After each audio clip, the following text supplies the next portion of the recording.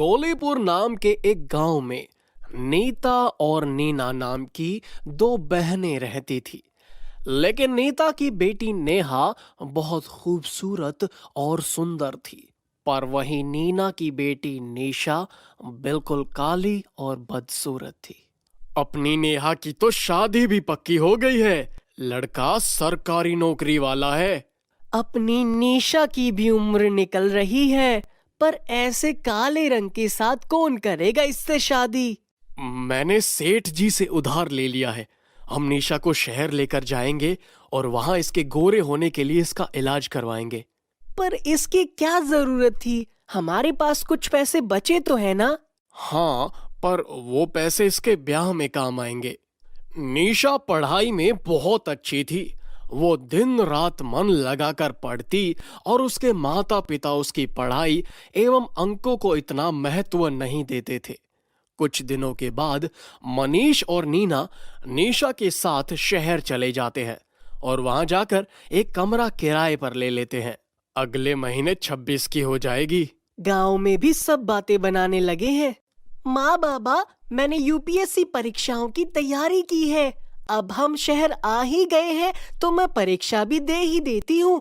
अब मैंने फॉर्म भरा था और मेरा नाम भी आ गया है। इन सब की कोई जरूरत नहीं है, हमारे पास वैसे ही कम पैसे हैं। शुक्र मना कि हम तेरा इतना महंगा इलाज करवा रहे हैं। निशा उदास हो जाती है। तभी मकान मालकिन की बहू रोमा उनके बीच की सारी बातें सुन लेती है। अगले दिन रोमा फोन पर बात करती हुई, क्या इंस्टेंट क्रीम? कोमल, क्या तुम सच कह रही हो? क्या एक ही दिन में चेहरा चांद सा चमकने लगेगा? क्या सुषमा ब्यूटी पार्लर वाले फ्री ट्रीटमेंट दे रहे हैं? नीना ये सारी बातें सुन लेती है। माफ करना, पर मैंने तुम्हारी सारी बातें सुन ली हैं। क्या तुम मुझे उस सुषमा ब्यूटी पार्लर का फोन नंबर या पता दे सकती हो? वो दरअसल मेरी बेटी। हाँ, मुझे निशा के बारे में पता है। मैं तो खुद आ रही थी आपको बताने। दरअसल मैं भी वहां जा रही हूँ। मेरी सहेली कोमल उसी पार्लर के पास रहती है। फिर रोमा निशा को अपने साथ ले जाती है। अच्छा ही हुआ, अब हमारी निशा का चेहरा भी चांद सा चमकेगा। अब हम भी तुम्हारी बहन नीता और उसके पति रमेश के सामने सर उठाकर चल पाएंगे। हाँ, हम भी अपनी निशा की शादी किसी बड़े डॉक्टर या फिर वकील से करवाएंगे। कुछ महीने बाद बहुत से महंगे इलाज करवाने और क्रीम लगाने के बावजूद भी निशा का रंग गोरा नहीं होता। ये तो बिल्कुल भी गोरी नहीं हुई। ऐसा ही होता रहा तो कोई डॉक्टर या वकील तो बहुत दूर की बात है, किसी चपरासी से भी इसका ब्याह हो पाना मुश्किल ही लगता है। ऐसे तो समाज में हमारी नाक कट जाएगी। कि तभी रोमा मिठाई लेकर आ जाती है। काकी, नाक कटेगी नहीं बल्कि सर गर्व से ऊंचा हो जाएगा। क्या कोई क्रीम मिल गई है?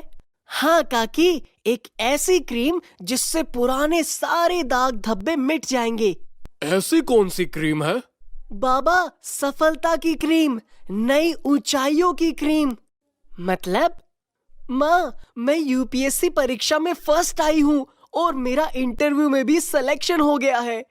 पर तूने परीक्षा कब दी?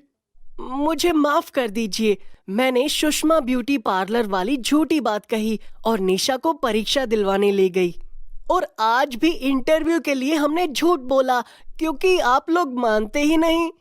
घर वाले, रिश्तेदार बचपन से ही ऐसी बातें करते हैं, शादी की, ब्याह की, कि तुम्हें अगले घर जाना है। लड़का हो या फिर लड़की हो, बचपन से ही सब उनके मस्तिष्क में ऐसी बातें भर देते हैं कि शादी ब्याह से जरूरी और कुछ भी नहीं।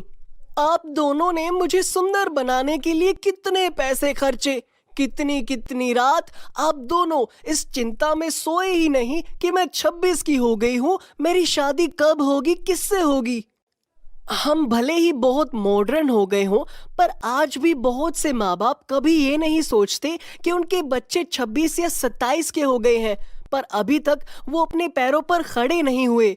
दोस्त, रिश्तेदार आते जाते सब यही कहते हैं कि वो आपके बच्चों के लिए लड़का या लड़की ढूंढेंगे। वो अपने शर्मा जी का लड़का है ना, वो अपने गुप्ता जी की बेटी है ना। पर क्या कभी हमने किसी को ये कहते सुना कि मैं तेरे लिए नौकरी ढूंढूंगा या सफलता की ओर बढ़ने का कोई रास्ता बताऊंगा? कोई भी उन्हें आत्मनिर्भर बनाने की योजना नहीं बताता, ना ही वो उनकी काबिलियत को परखते और समझते हैं। अब मनीष और नीना को भी अपनी गलती का एहसास था और निशा की सफलता सबके लिए एक महंगी और सुंदर क्रीम बन चुकी थी, जिसकी चमक अब उससे कोई नहीं छीन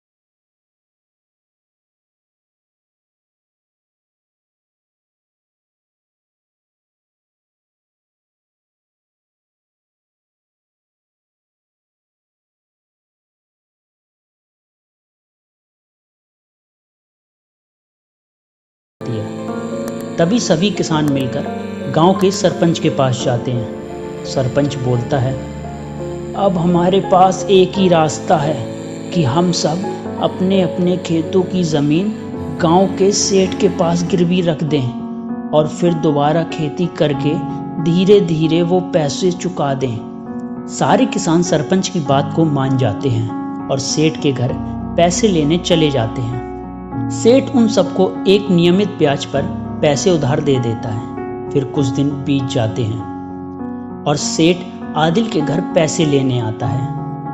आदिल सेठ को पैसे दे ही रहा होता है कि तभी सेठ की नज़र आदिल की बेटी पर जाती है, जो कि बहुत सुंदर होती है। यह देख सेठ आदिल से बोलता है, आदिल, मैं तुम्हारा सारा कर्जा माफ कर सकता हूँ अगर तुम मेरी शादी अपनी बेटी से करवा दो। आदिल सेठ की इस बात को मना कर देता है। सेठ आदिल से फिर बोलता है, अच्छा चलो, हम एक शर्त लगाते हैं। सामने जो मटका रखा हुआ है, मैं उसमें 2 पत्थर डालूंगा, एक सफ़ेद और एक काला। अगर तुम्हारी बेटी ने बिना देखे उसमें से सफ़ेद पत्थर निकाल लिया तो मैं तुम्हारी बेटी से शादी करूंगा और तुम्हारा कर्जा भी माफ़ कर दूंगा। और अगर उसने काला पत्थर निकाला तो मैं तुम्हारी बेटी से शादी नहीं करूंगा, लेकिन तुम्हारा कर्जा माफ़ कर दूंगा।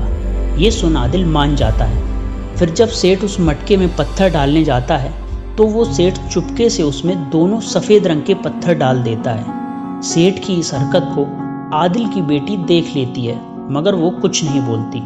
और फिर जब वो मटके में से पत्थर निकालती है और जैसे ही वो मुड़कर दिखाने के लिए जाती है, वैसे ही वो ज़मीन पर गिरने का नाटक करती है और उसके हाथ से वो पत्थर छूटकर ज़मीन पर गिरे बाकी पत्थरों में मिल जाता है। तो आदिल की बेटी काला पत्थर उठाकर बोलती है, ये लो मटके से निकला हुआ पत्थर। इस पर सेठ बोलता है, मैं कैसे मानूं तुमने काला पत्थर ही निकाला था।